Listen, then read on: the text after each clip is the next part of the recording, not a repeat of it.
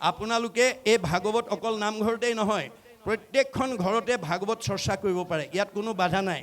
হৰি নামক কীৰ্তনতো নাহিকে নিয়ম একো এতেকেহে ধৰ্ম মাজে সাৰ।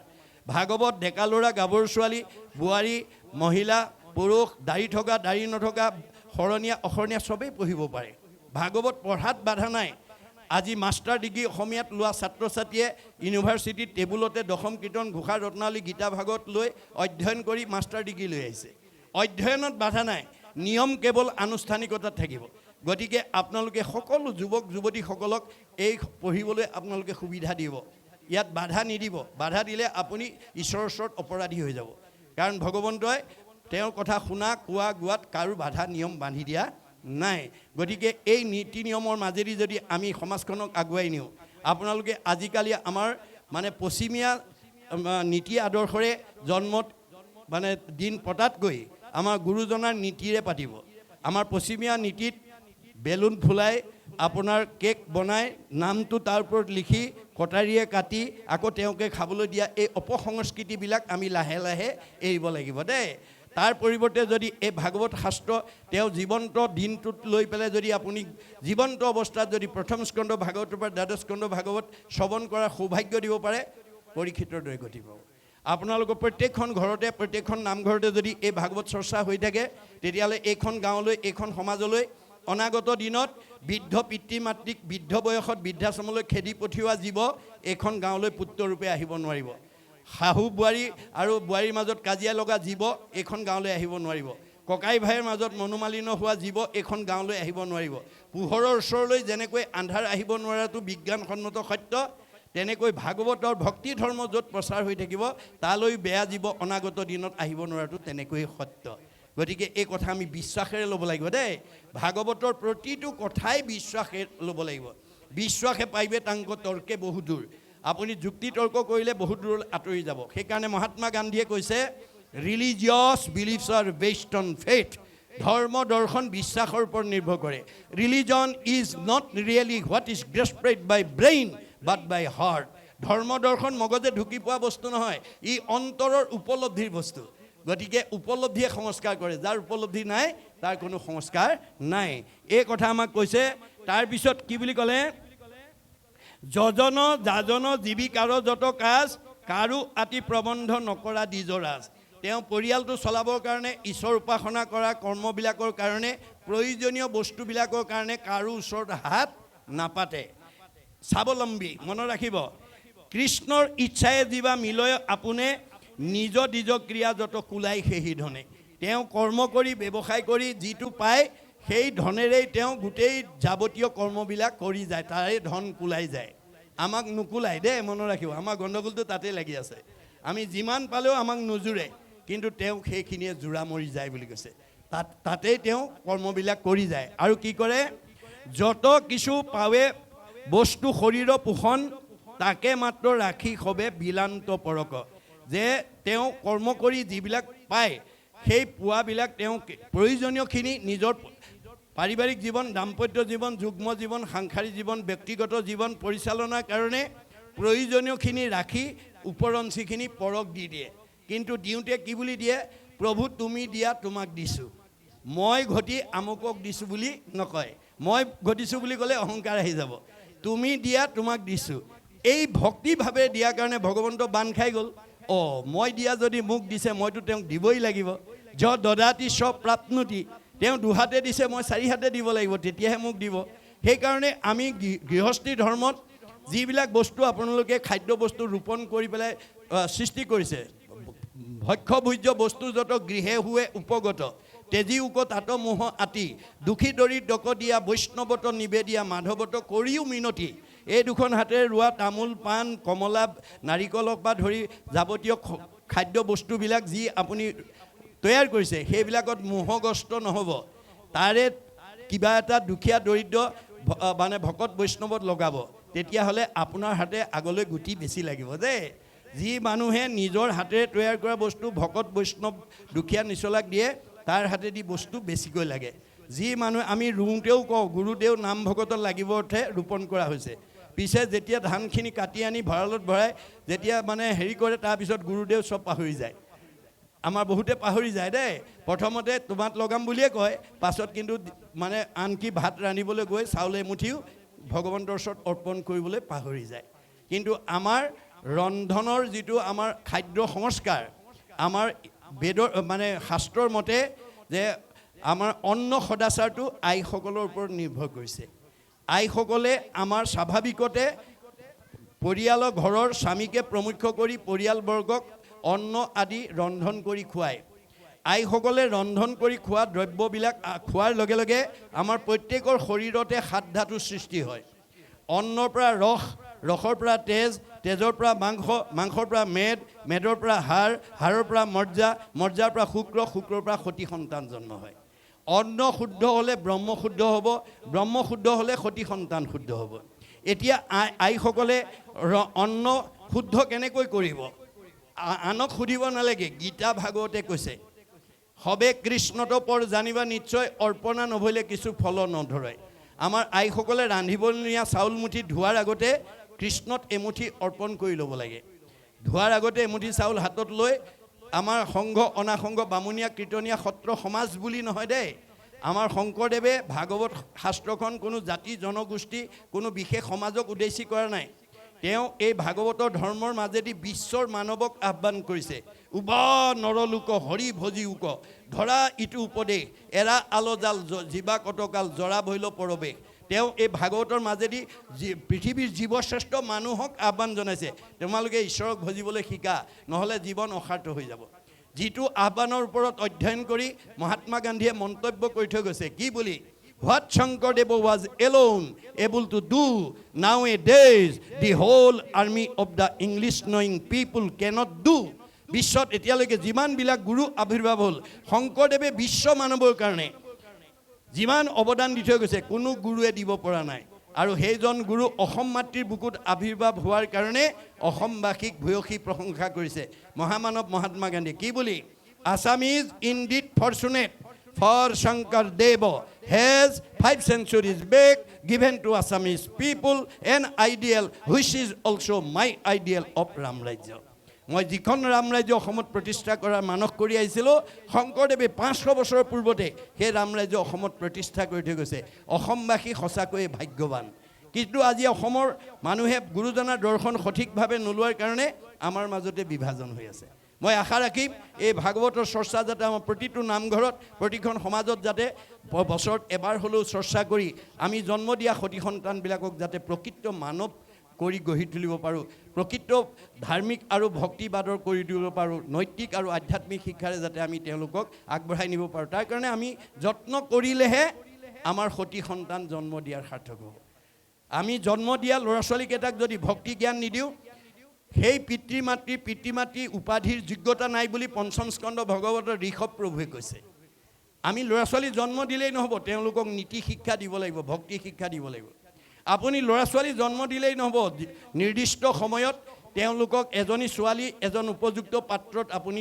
গতাই দিব পাৰিব লাগিব আৰু এজন উপযুক্ত বয়সৰ ল'ৰালৈ এজনী উপযুক্ত ছোৱালী আনি সংসাৰ কৰি দিব লাগিব আজি যিবোৰ ডেকা গাভৰু হৈ আছে তেওঁলোকে অনাগত দিনত সংসাৰ কৰিব লাগিব এইটো প্ৰকৃতিৰ নিয়ম কিন্তু কিয় সংসাৰ কৰিব লাগে এই কথা আজি আমাৰ বহুত উঠি অহা প্ৰজন্মই নাজানে এয়া ঋষিমুনিৰ প্ৰশ্ন কিম অৰ্থে বিবাহম আমি কিয় বিয়া পাতিব লাগে আমাৰ ঋকবেদত কৈছে অথ পুৰুষস্তাৱত সৰ্ব যত জায়াং ন বিন্দতে যত জায়াং বিন্দতে অথ প্ৰজায়তে তহি সৰ্বু ভৱতি আমি কিয় বিয়া পাতিব লাগে বৈবাহিক সম্পৰ্কৰ দ্বাৰা আপোনালোকৰ এই 13খন গাঁৱত যিবিলাক গৃহস্থীয়ে পিতৃ মাতৃক লৈ এটা পৰিয়াল বা বংশৰূপে বসবাস কৰি আছে পিতৃ মাতৃ গুচি যোৱাৰ পিছত সেই পিতৃ মাতৃৰ বংশ সেই ঘৰত অনাগত দিনত এৰি থৈ যাবৰ কাৰণে পুত্ৰ কন্যা জন্ম দিবৰ কাৰণে বিয়া পাতিব লাগে কিম অৰ্থে বিবাহম পুত্ৰাৰ্থে বিবাহম কিম অৰ্থে পুত্ৰম পুন্নাম নৰকে তাৰ এতিহি পুত্ৰাহা পুন্নাম নৰকৰ পৰা পিতৃ মাতৃক উদ্ধাৰ কৰিবৰ কাৰণে পুত্ৰ কন্যা জন্ম দিব লাগিব এতিয়া পুন্নাম নৰক আমাৰ পিতৃ মাতৃৰ জীৱনলৈ কেতিয়া আহিব 60 বছৰৰ পিছত এটাৰ পিছত এটাকৈ আমাৰ পিতৃ মাতৃৰ জীৱনলৈ পুন্নাম নৰক নামি আহিব কালৰ অতৰ্কিত গতিত আজি দেখা কিচকিচিয়া চুলিকেডাল 60 বছৰৰ পিছত লাহে লাহে মৰাপাতৰ দৰে বগা হ'বলৈ আৰম্ভ কৰিব বহুত দূৰলৈ দেখা চকুযোৰ দৃষ্টিশক্তি কমি যাব, ৰিং মাৰিলে শুনা কাণখনৰ শ্ৰৱণ শক্তি কমি যাব, কমনীয় দেহাটো সুতুৰা সুতুৰ পৰিব, টান টান বস্তু চুটোৱা দাঁতকেইটা খুলকি পৰিব, যাওঁ বুলিলে যাওঁ, খাওঁ বুলিলে খাওঁ বোলা দেহাটোৰ আগত মানে ল'ৰা ছোৱালী বোৱাৰীয়ে এমুঠি নিদিলে খাবলৈ নোপোৱা হ'ব। সেই সময়ত বৃদ্ধ পিতৃ মাতৃক সেৱা শুশ্ৰূষা মৰম চেনেহ লালন পালন কৰিবৰ কাৰণে আমি পুত্ৰ কন্যা জন্ম দিব লাগিব। কিন্তু কোন পুত্ৰই সেইটো কৰিব? আমাৰ ভাগৱতত ভগৱানে কৈছে দশম স্কন্ধত, পুত্ৰেও তৰাইবে বুলি শুনি আছা শাস্ত্ৰ, বৈষ্ণৱ পুত্ৰক লাগি বুলি আছে মাত্ৰ। পুত্ৰই তৰাব বুলি শাস্ত্ৰত কৈছে সঁচা, কিন্তু বৈষ্ণৱ পুত্ৰ জন্ম দিব লাগিব। অবৈষ্ণৱ পুত্ৰ যদি উপজে বংশত, স্বৰ্গ হন্তে পিতৃক পেলাওৱে নৰকত। যদি অবৈষ্ণৱ পুত্ৰ জন্ম দিয়ে, পিতৃ মাতৃ স্বৰ্গ সুখত থাকিলেও তেওঁক নৰকলৈ ঠেলি দিব। আজি বহুতে আমাৰ বৃদ্ধ পিতৃ মাতৃক বৃদ্ধাশ্ৰমলৈ খেদি পঠিয়াইছে। গতিকে আমি কেনেকুৱা পুত্ৰ জন্ম দিব লাগিব? যাহাৰ বংশত হুৱে বৈষ্ণৱ এগুটি, তাহাৰে সেই পুৰুষ উদ্ধাৰে কোটি কোটি।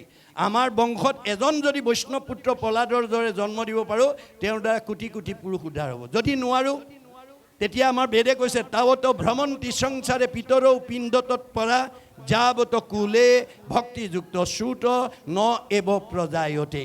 আমি যদি পিতৃ মাতৃ হিচাপে আমাৰ বংশত যদি এটা বৈষ্ণৱ পুত্ৰ জন্ম দিব নোৱাৰোঁ, আমাৰ পিতৃ মাতৃ জীৱটোৱে এই জন্মচক্ৰত ঘূৰি থাকিব লাগিব। পুনৰপি জনমম পুনৰপি মৰণম, পুনৰপি জনমম পুনৰপি মৰণম হৈ থাকিব লাগিব। এতিয়া বৈষ্ণৱ পুত্ৰ জন্ম দিবলৈ কি কৰিব লাগিব? বিশিষ্ট পুণ্যকে পাই বৈষ্ণৱ পুত্ৰক এতেকে ভজিবে লাগে কৃষ্ণক মাত্ৰ। কোনোবা নৱদম্পতীয়ে যদি ভাল পুত্ৰ কন্যাৰ পিতৃ মাতৃ হ'ব খুজিছে, এক দেও এক সেও একবিনে নাই কেও, এক ভগৱন্তক শয়নে সপোনে স্নানে গুপ্যস্থানে ভজিব লাগিব। কৃষ্ণ তুষ্ট ভৈলে জনো পুত্ৰ উপজয়, কৃষ্ণেশী পৰম পুত্ৰ মিত্ৰ ভাতৃশয়। আমাৰ ঘৰলৈ যিবোৰ পুত্ৰ কন্যা আহিছে, ভগৱন্তৰ অংশ জীৱ। আপুনি যেনেকৈ বিচাৰিব তেনেকৈ দিব। যাদৃশী ভাৱনা জৈছ সিদ্ধি ভৱতী তাদৃশী। মই তোমালোকৰ হৃদয়তে আছোঁ, মনে ভবা মতে কাম কৰি দিবৰ কাৰণে আছোঁ। গতিকে ল'ৰা লাগিলে ল'ৰা দিম, ছোৱালী লাগিলে ছোৱালী দিম, ভগৱানে নিজে কৈছে। কিন্তু আজি আমাৰ বহুত উঠি অহা প্ৰজন্ম, বহুত কোৱালিফাইড দাম্পতীয়ে এই দৰ্শনটো নজনাৰ কাৰণে কাৰোবাক লাগে ল'ৰা, পাই এজনী ছোৱালী। আগৰ 3জনী ছোৱালী, 4 নম্বৰটো ল'ৰা হ'ব বুলি ভাবিছিলে, আকৌ ছোৱালীয়ে হৈ গ'ল। যাৰ কাৰণে ঘৈণীয়েকক মাৰা কিলা কৰি ডিভৰ্চ পৰ্যন্ত কৰিছে। এইবোৰ আপোনালোকে মিডিয়াত দেখিছে। গণ্ডগোল ক'ত লাগিলে? ভাগৱতৰ দৰ্শন নাজানে। আমাৰ ভাগৱতে কৈছে তোমাক ল'ৰা লাগিলে ল'ৰা দিম, ছোৱালী লাগিলে ছোৱালী দিম। কিন্তু বিচৰা নিয়মটো মই ভাগৱতত লিখি থৈ আহিছোঁ। তোমালোকে ভাগৱত পঢ়ি নিয়ম মানি চলিবা। সূৰ্য উদয়ৰ পৰা সূৰ্যাস্তলৈ 4 পহৰ, সূৰ্যাস্তৰ পৰা পুনৰ সূৰ্য উদয় হ'লে 4 পহৰ, 8টা পহৰত 24 ঘণ্টা। আমাৰ নৱদম্পতীসকলে কোনটো পহৰত গ'লে মানে মনৰ বাঞ্ছিত পুত্ৰ কন্যা পাবৰ কাৰণে সক্ষম হ'ব, সেই কথাটো আজি আমাৰ বহুত দম্পতীয়ে নাজানে। সেইকাৰণে তেওঁলোকক ভাগৱতৰ মাজলৈ আনিবই লাগিব। ভাগৱতৰ নীতি আদৰ্শৰে আমি সমাজখন সংস্কাৰ কৰিবই লাগিব। গতিকে আমাৰ দাৰ্শনিক পণ্ডিতে কৈছে সূৰ্য উদয়ৰ পৰা সূৰ্যাস্তলৈ এই 4 পহৰত দিবা সময়ত কোনো দম্পতী সৃষ্টি কাৰ্যত আগ নাবাঢ়ে বা বাঢ়িব নালাগে। আমি কেতিয়া বাঢ়িব লাগিব? সূৰ্য অস্ত যোৱাৰ পৰা পুনৰ সূৰ্য উদয় হোৱালৈ এই 4টা পহৰত। তাৰে প্ৰথম 2টা পহৰ বাদ দিব কৈছে কোনে? বিজ্ঞানে। কিয়? আমি খোৱা আহাৰটো মানে ব্ৰহ্মলৈ ৰূপান্তৰ হ'বলৈ কমেও 6 ঘণ্টা সময় লাগে। মই অলপ আগতে কৈছোঁ, আহাৰ খালে ৰস, ৰসৰ পৰা তেজ, তেজৰ পৰা মাংস, মাংসৰ পৰা মেদ, মেদৰ পৰা হাড়, হাড়ৰ পৰা মজ্জা, মজ্জাৰ পৰা শুক্ৰ, শুক্ৰৰ পৰা সন্তান। গতিকে 2টা পহৰ বাদ দি 3য় আৰু 4ৰ্থ পহৰত আমাৰ নৱদম্পতীসকলে মনে ভবা সন্তানৰ পিতৃ মাতৃ হ'বৰ কাৰণে আগবাঢ়িব লাগিব। কেনেকৈ? পুৰুষ প্ৰকৃতি হবা একমতি, তেহে সিজিব হৰিত ভগতি। আমাৰ এইবোৰ আপ্তবাণী যে আমাৰ স্বামী স্ত্ৰী 2জন একমনা হৈ আমি সৃষ্টি কাৰ্যত আগবাঢ়িব লাগিব। অৰ্থাৎ আমাৰ প্ৰথম বা দ্বিতীয় সন্তানটো কি লাগে? ল'ৰা লাগে নে ছোৱালী লাগে? কেনেকুৱা লাগে? ডাক্তৰ লাগে নে ইঞ্জিনিয়াৰ লাগে নে প্ৰবক্তা লাগে নে অধিবক্তা লাগে নে সন্ত লাগে নে মহন্ত লাগে নে ভক্ত লাগে নে বৈষ্ণৱ লাগে? কি গুণৰ সন্তান আপুনি বিচাৰিছে? 2জনে আলোচনা কৰি ল'ব লাগিব, পৰিকল্পনা কৰি ল'ব লাগিব। আৰু নিৰ্দিষ্ট সময়ত 2জনে একেলগে সেই ভাৱটো তেওঁ মানে নিবেদন কৰিব লাগে। ভাৱে নলভতে সৰ্ব, বছ ভাৱৰ দ্বাৰা আপুনি বিচৰা ফলটো পাই যাব। কিন্তু যদি মতভেদ থাকে দাম্পত্য জীৱনত, কাৰোবাৰ স্বামীয়ে জানে ভাৰ্যাই নাজানে, কাৰোবাৰ ভাৰ্যাই জানে স্বামীয়ে নামানে, তেতিয়াহ'লে আমাৰ দাম্পত্য জীৱনলৈ আমাৰ কেনেকুৱা জীৱন আহিব? কাশ্যপ ঋষিৰ দৰে অৱস্থা হ'ব। কাশ্যপ ঋষি দুগৰাকী ভাৰ্যা, এগৰাকীৰ নাম দিতি, এগৰাকীৰ নাম অদিতি। অদিতিয়ে স্বামীৰ লগত মন মিলাই সময়মতে সৃষ্টি কাৰ্যত আগবাঢ়িছিল, সেইকাৰণে আটাইকেইটা দেৱতা সন্তান জন্ম দিলে। দিতি হিংসা কৰি আছিলে, সতিনীৰ সন্তান হোৱা দেখি হিংসাত ভাগি পৰিছিলে আৰু অসময়ত গৈ উপাসনা স্থানত পুত্ৰদানৰ কাৰণে আহ্বান জনাইছিল। দূৰদৰ্শী সম্পন্ন কাশ্যপ ঋষিয়ে কৈছিল, হে ভাৰ্যা, এইটো পুত্ৰদানৰ সময় নহয়, এইটো ঈশ্বৰ উপাসনাৰ সময়, তুমি খন্তেক ধৈৰ্য ধৰা। কিন্তু নামানিলে। উপায়ন্তৰ হৈ ভাৰ্যাক সন্তুষ্ট দিবৰ কাৰণে পুত্ৰদান দিলে। ফলত কি হ'ল? হিৰণ্যাক্ষ আৰু হিৰণ্যকশিপু অসুৰৰ জন্ম হৈ গ'ল।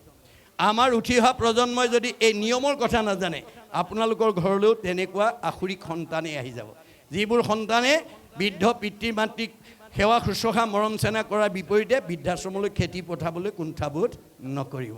সেইকাৰণে ভাগৱতে আমাক নিয়ম মানি দিছে। এই নিয়মৰ মাজেদি যাতে আমি আগবাঢ়ি যাব লাগিব। আমাৰ গমন সদাচাৰ, এই ভৰিকেইটা ভগৱানে যাবৰ কাৰণে দিছে। যাবৰ কাৰণে দিলে বুলিয়ে অগম্যা গমন কৰিলে নহ'ব। আমাৰ ভৰিকেইটাই লৈ ক'লৈ যাব লাগিব, ক'লৈ যাব নালাগিব ভাগৱতে সীমা বান্ধি দিছে।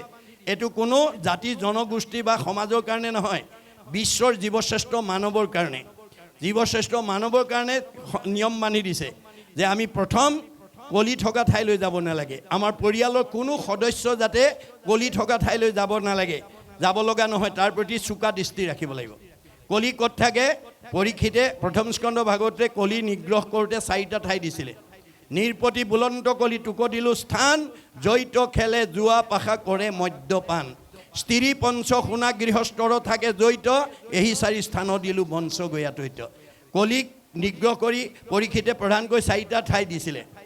জোৱা পাশা খেলা, মদ ভাং খোৱা, পৰস্ত্ৰী আসক্ত, হিংসা ধৰ্ম, এইবিলাকত কলি থাকে। ইয়ালৈ যাতে আমাৰ কোনো সদস্য যাব লগা নহয়, তাৰ প্ৰতি সচেতনসকলে চোকা দৃষ্টি ৰাখিব লাগিব।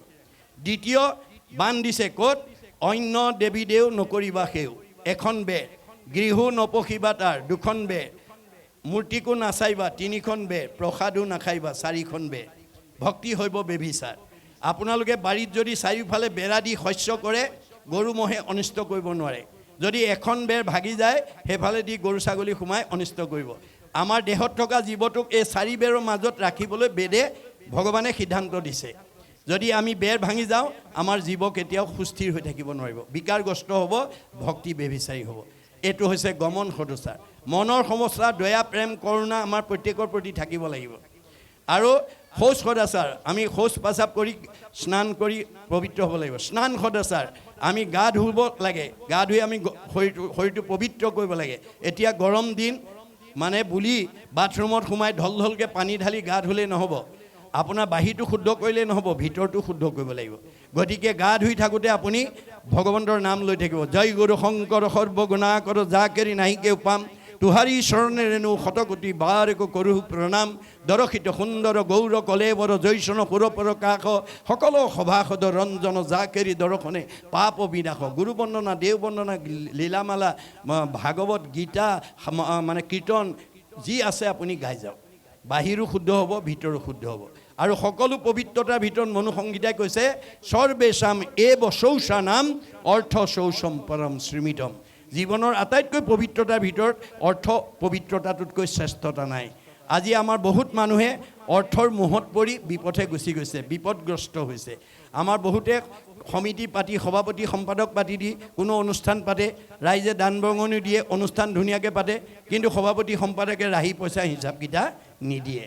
তেনেকুৱা যদি আমি অৰ্থৰ মোহত পৰি যদি এটা অনুষ্ঠানৰ হিচাপটো সমাজৰ আগত দাঙি ধৰিব নোৱাৰোঁ, সেই সভাপতি সম্পাদকে অনাগত দিনত আৰু কোনো অনুষ্ঠান পাতিবলৈ আগবাঢ়ি যাব নোৱাৰিব, সমাজে বিশ্বাস নকৰিব।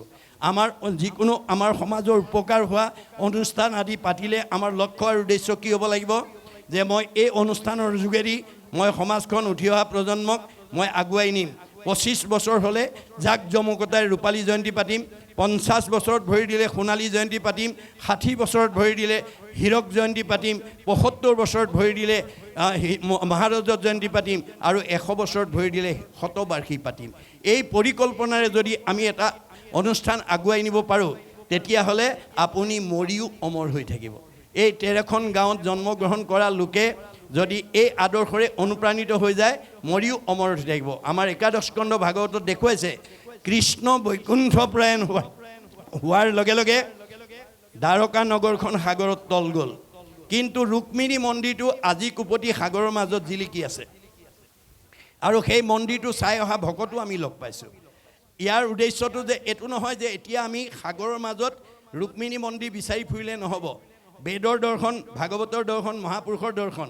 আপুনি এই 13খন গাঁৱত জন্মগ্ৰহণ কৰি গাঁওখনৰ কাৰণে, সমাজখনৰ কাৰণে, উঠি অহা প্ৰজন্মৰ কাৰণে, অনুষ্ঠানৰ কাৰণে, প্ৰতিষ্ঠানৰ কাৰণে, দহৰ উপকাৰৰ কাৰণে আমি কি ভাল আদৰ্শ এৰি থৈ গ'লোঁ।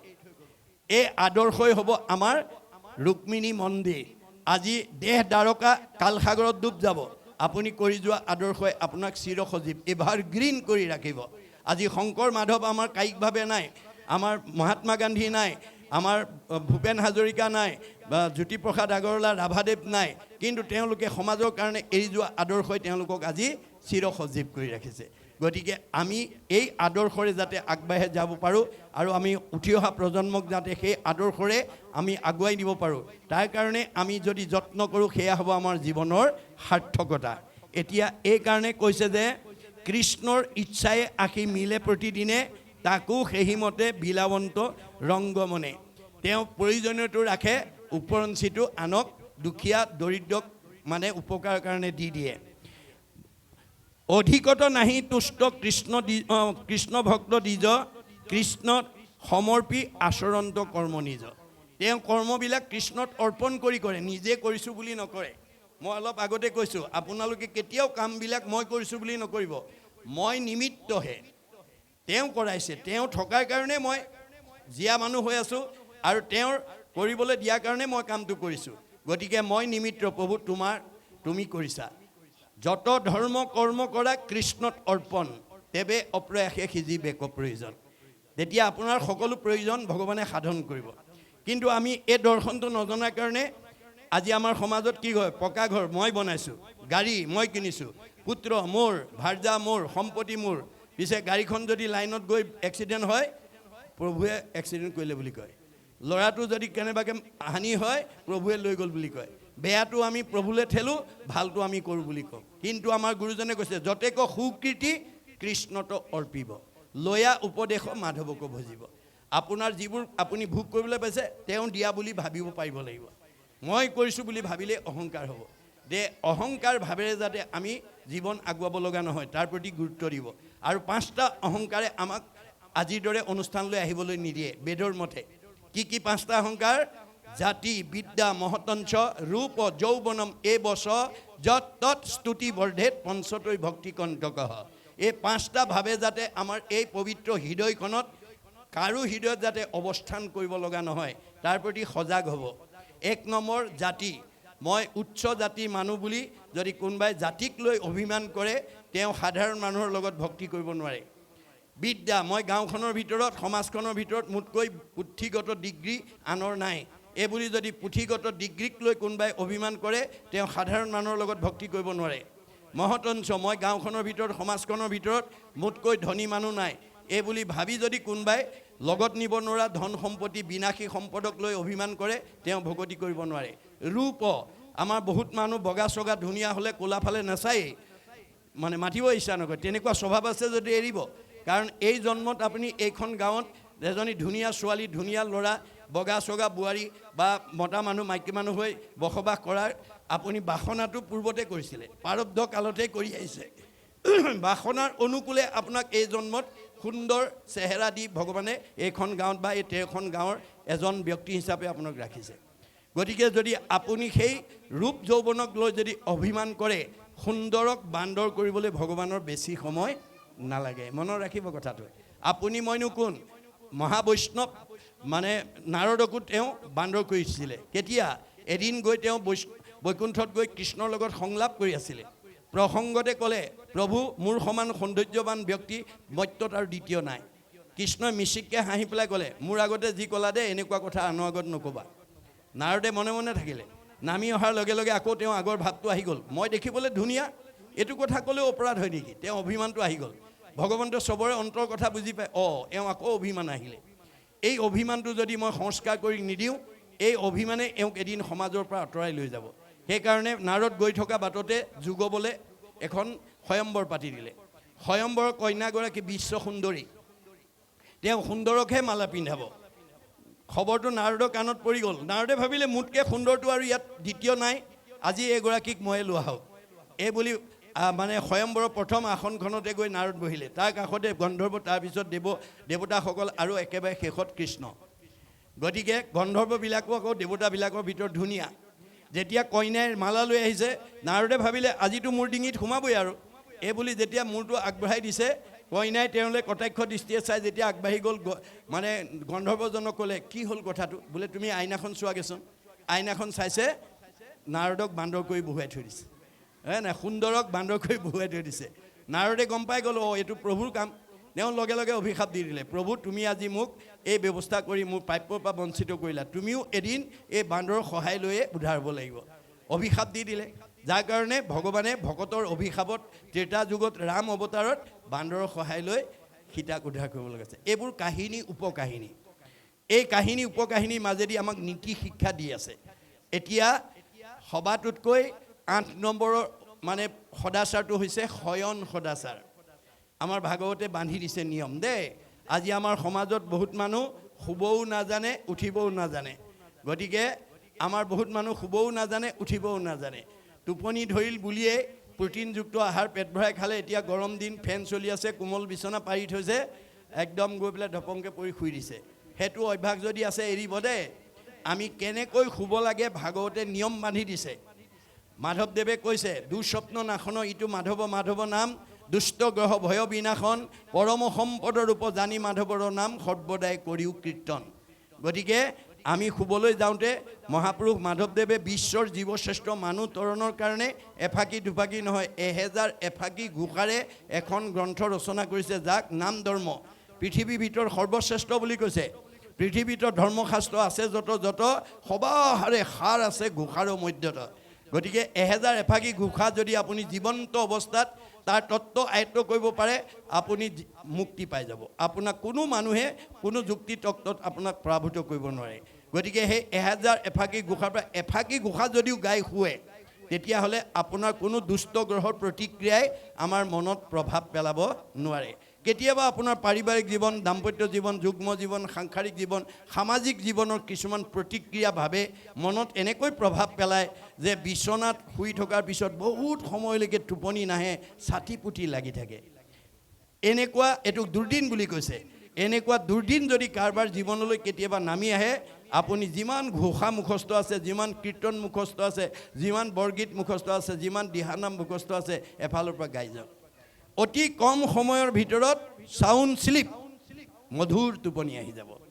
আমাৰ বহুতে উঠিবই নাজানে, সাৰ পোৱাৰ লগে লগে চকু মোহাৰি কামৰ ধান্দাত জপংকৈ নামি গুচি আহে। তেনেকুৱা স্বভাৱ আছে যদি আজিৰ পৰা এৰিব। কেনেকৈ নামিব লাগে, কেনেকৈ আহিব লাগে, আমাৰ ভাগৱতে নিয়ম বান্ধি দিছে যে পৰম ভগৱন্ত আমাৰ 3টা তত্ত্বৰূপে আমাৰ দেহ জগতত অৱস্থান কৰি আছে। কেনেকৈ? ব্ৰহ্ম, পৰমাত্মা, ভগৱন্ত একে তত্ত্ব, একৰেখে 3 নাম লক্ষণ ভেদত 3টা গুণনাম লৈ আমাৰ দেহ জগতত অৱস্থান কৰি আছে। ব্ৰহ্মৰূপে আমাক চৈতন্য কৰি ৰাখে, জীয়া মানুহ কৰি ৰাখিছে। আপুনি দুৰ্ঘূৰ টোপনি গ'লেও আপুনি জীয়াই থাকে। এজন টোপনি যোৱা মানুহে ক'ব পাৰে নেকি মই জীয়াই আছোঁ নে মৰিলোঁ? নোৱাৰে।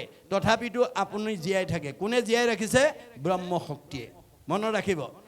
আৰু সাৰ পোৱাৰ লগে লগে চকুৰে দেখে, কাণেৰে শুনে, মুখেৰে খায়, হাতেৰে কৰে, ভৰিয়ে যায়। ইন্দ্ৰিয়বিলাকক চৈতন্য কৰি ৰাখিছে কোনে? পৰমাত্মাই।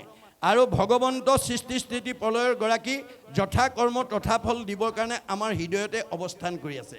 যাৰ কাৰণে অৰ্জুনক কৈছে, অৰ্জুন কৰ্মাণি অধিকাৰ অস্তি মা ফল কদাচন, তোমাক মই কৰ্মৰ অধিকাৰহে দিছোঁ, মোৰ পৰা ফল নিবিচাৰিবা। অৰ্জুনে তেতিয়া প্ৰতিবাদ কৰিছে, যদি ফলেই বিচাৰিব নালাগে তেনেহ'লে তোমাক আৰাধনা কৰা মোৰ প্ৰয়োজনেই বা ক'ত? তেতিয়া ভগৱন্তই হাঁহি পেলাই কৈছে, কৃষ্ণই বোলে শুনাত আৰু সেইটো মহাবল, নুখুজিলে ঈশ্বৰে আপুনি দেন্ত ফল। হে অৰ্জুন, তুমি মোৰ পৰা ফল বিচাৰিব নালাগে, মই তোমাক নোখোজাকে দিম। নোখোজাকে দিয়া বোলে হয়, প্ৰমাণ যেন আতি শিশু চোৱা ভক্ষ নোখোজয়, তথাপিতো স্নেহে থাকি মাতৃস্তন দে। এটা কেঁচুৱাই গাখীৰ নিবিচাৰিলে বুলি মাকে দিনটো বিচনাত পেলাই থৈ কামতে আবদ্ধ হৈ নাথাকে। কৰ্মৰ মাজৰ পৰাই এগৰাকী মাতৃয়ে পুত্ৰ স্নেহত আপ্লুত হৈ নিজৰ সন্তানক যেনেকৈ যথাসময়ত স্তনদান দিয়ে, ময়ো ভক্তৰ যথা কৰ্ম তথা ফল দিমেই। তুমি মাত্ৰ কৰ্ম নিৰ্বাচন কৰিবলৈ শিকিবা। বোলে কৰ্ম কি? বেদে যাকো বিহি আছে তাকে বোলে কৰ্ম। বেদবিহিত কৰ্ম কৰিবা। বেদে কি বিহিছে? বোলে ঈশ্বৰৰ অৰ্থে যিটো কৰে তাকে বোলে কৰ্ম। আজি আপোনালোকে 5 দিনে এয়া বেদবিহিত কৰ্ম কৰিলে। ইমানবিলাক আত্মাক আনি পেলাই ঈশ্বৰৰ কথা শুনাই জন্ম জন্মান্তৰ কাৰণে অক্ষয় পুণ্য সঞ্চয় কৰাত আপোনালোকে উপকাৰ কৰি দিলে। গতিকে এইটো বেদবিহিত কৰ্ম। গতিকে যিসকল উদ্যোক্তাই এই আঁচনিত অংশগ্ৰহণ কৰি আপোনাক এই পৰিৱেশ দিছে, তেওঁলোকৰ আমাক উপকাৰ কৰাৰ কাৰণে তেওঁলোকৰ কি হ'ব? পৰোপকাৰায় পুণ্যম। পৰোপকাৰায় পুণ্যম, পুণ্য হৈ যাব। গতিকে এইকাৰণে আমি বেদবিহিত কৰ্মবিলাক কৰিব লাগিব। বেদে যাক নিষেধ দিছে সেইটো অকৰ্ম। বেদে নিষিদ্ধ কৰ্মটো আমি কৰিব নালাগে। গতিকে বেদে কি নিষিদ্ধ কৰিছে? যত দেখা ভূত প্ৰাণী সবহাকে বিষ্ণু মানি হিংসা এৰি কৰা উপকাৰ। মই সকলোতে আছোঁ দেই। কুকুৰৰ চিগাৰ লৈ গদৰ ভৰু আত্মাৰাম। দেহটোহে কুকুৰ মেকুৰী গাহৰি, আত্মাটো নহয়। মই দেহবোৰ চিনি পাবৰ কাৰণে সৃষ্টি কৰিছোঁ, দেহটো আত্মা নহয়। দেহবিলাকৰ নাম এটা এটা আছে। আমি দেহটো চাই কওঁ এইটো কুকুৰ, এইটো মেকুৰী, এইটো গাহৰি, এইটো ছাগলী, এইটো বাঘ, এইটো সিংহ। দেহটো চাই কওঁ এইটো মতা মানুহ, এজনী মাইকী মানুহ, এইটো ডেকা ল'ৰা, এজনী গাভৰু ছোৱালী। আমাৰ দেহবিলাকৰ নাম এটা এটা দি থৈছে। কিয় দি থৈছে? দাৰ্শনিক পণ্ডিতে কৈছে এই name is a kind of fetch where by one is known. আমাৰ নামটো কেৱল ইজনে সিজনক চিনি পাবৰ কাৰণে দিছে। নামটো চাই কওঁ এওঁ যাদৱ, এওঁ মাধৱ, এওঁ কল্পনা, এওঁ মাধৱী। নামটো আমাৰ চিনি পাবৰ কাৰণে দিছে। নামটো আত্মা নহয়, দেহটো আত্মা নহয়। আমাৰ নামধাৰী দেহটোৰ পৰা যিদিনা আত্মা ওলাই যাব, কাষ্ঠ যেন থাকিবে ক মাটি টপৰীয়া, হেন দেহ আপোনাৰো বোলাকি লাগিয়া।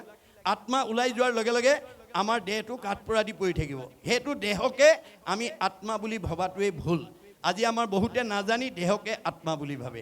দেহৰ সুখ ভোগৰ কাৰণে গোটেই জীৱনটো পাৰ কৰি আছে। নামঘৰলৈ আহিবলৈ সময় নাই, ভকতৰ সংগলৈ আহিবলৈ সময় নাই, ইষ্ট মিত্ৰ কুটুম্ববিলাকক খোৱা পিন্ধাৰ কাৰণে তেওঁলোক ব্যস্ত হৈ থাকে। কিন্তু গুৰুজনে আক্ষেপ কৰিছে, হেৰা যিটো শৰীৰৰ অৰ্থে কৰা কৰ্ম না প্ৰাণ গ'লে স হৈব তাহাক নাজানা। তুমি যিটো শৰীৰৰ কাৰণে ৰাতিপুৱা শুই উঠাৰ পৰা গধূলা খোৱালৈকে জন্মৰ পৰা আজি তাৰিখলৈকে আবদ্ধ হৈ আছা, প্ৰাণ ওলাই যোৱাৰ লগে লগে তুমি সলৈ ৰূপান্তৰ হ'ব সেই কথা নাজানা। আৰু যিবোৰ পৰিয়ালবৰ্গ পোহপালনৰ কাৰণে তুমি চেষ্টা কৰি আছা, তোমাৰ প্ৰাণ ওলাই যোৱাৰ পিছত তোমাক সেইসকলে চাবলৈও নাহিব। ইষ্ট মিত্ৰ কুটুম্ব দেখা যতজন অসুচি বুলিয়া নকৰিব দৰ্শন। মই প্ৰাণ ওলাই যোৱাৰ পিছত তোমাক চালে গা ধুব লাগিব বুলি তোমাক চাবলৈও নাহিব। গতিকে সেই পৰিয়ালৰ মোহত, সেই দেহৰ মোহতে যাতে তুমি থাকিব লগা নহয়। ভক্তিৰ পথত তোমালোকক যদি গুৰুৱেও বাধা দিয়ে, অতিক্ৰমী আহিলে দুখ নহয়। পিতৃয়ে বাধা দিয়ে, মাতৃয়ে বাধা দিয়ে, পৰিয়ালে বাধা দিয়ে, সমাজে বাধা দিয়ে, সমস্ত বাধা অতিক্ৰম কৰি ভক্তিৰ পথত আগবাঢ়ি আহিলেও দুখ নহয়। সেইকাৰণে আমাৰ শাস্ত্ৰত কৈছে গুৰু ত্যাগ কৰিলা বীৰু চনেৰ নন্দন, ভাতৃ ত্যাগ কৰিলা ৰাক্ষস বিভীষণ, প্ৰহ্লাদে কৰিলে ত্যাগ আপোনাৰ পিতা, ভগৱান ভৰতে তেজিলে নিজ মাতা, গোপীগণে স্বামী ত্যাগ ভাগৱতে শুনি, সৰ্বদেৱ ত্যাগ কৰিলা ভৃগু আদি মণি। মানে বিদুৰে কৰিলে ত্যাগ নিজ জ্ঞাতিগণ, শুনা সৰ্বজন ইটো শাস্ত্ৰৰ বচন। গতিকে আমাক এই নিয়ম বান্ধি দিছে। এই নিয়মৰ মাজেদি আমি যাতে আগুৱাই যাব পাৰোঁ, জীৱনৰ সাৰ্থকতা কৰিব পাৰোঁ, সেই সকলো পদ্ধতি আমি ভাগৱততে লাভ কৰিব পাৰিম। গতিকে এইখিনিলৈকে আমাৰ পাঠকে পঢ়িছিলে। গতিকে পাছৰ পৰা আকৌ পাঠ আৰম্ভ কৰক, আমি তাৰপিছত আলোচনা কৰিম। লগতে আপোনালোকক অৱগত কৰিছোঁ আমাৰ সময় 8টা বজালৈকে দিছিলে, 8টা ইতিমধ্যে বাজিছে আৰু 10-15 মিনিটৰ পিছতে আপোনালোকৰ পৰা আজি অনিচ্ছাকৃতভাৱে হ'লেও মই বিদায় ল'ব লাগিব, যিহেতু মই গুৱাহাটী যাবই লাগিব, টিকেট কৰি থৈছে। গতিকে মই পাঠকক অকণমান পাঠ আৰু আগুৱাই দিবৰ কাৰণে অনুৰোধ জনাইছোঁ। কৃষ্ণ।